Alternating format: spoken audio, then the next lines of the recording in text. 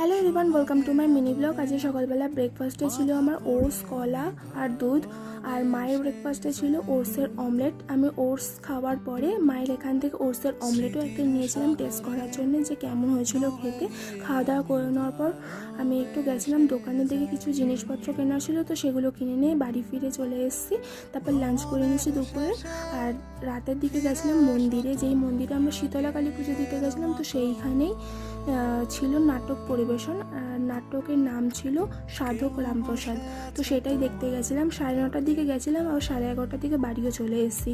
বাড়ি ফেরার পথে ওই মন্দিরের পাশেই কয়েকটা খেলনা, তার বাচ্চাদের খেলনা, খাবার দাবারের দোকান বসছে, ওইখান থেকেই কিছু বাদাম আর নিয়েছিলাম জিলাপি আর খেয়েছিলাম আইসক্রিম। তো এইগুলো কিনে নিয়ে আমরা সোজা বাড়ি চলে এসেছি। তার 3 দিন পরে ছিল নীলষষ্ঠীর পুজো। মা এখানে সব জোগাড়যন্ত্র করে নেওয়ার পর পুজো দিতে অলরেডি বসে গেছে। তো আজকে ভিডিওটা আমি এখানেই এন্ড করছি। তোমাদের সঙ্গে খুব শীঘ্রই দেখা হবে নেক্সট ভিডিওতে। তো বাই বাই এভরিওয়ান।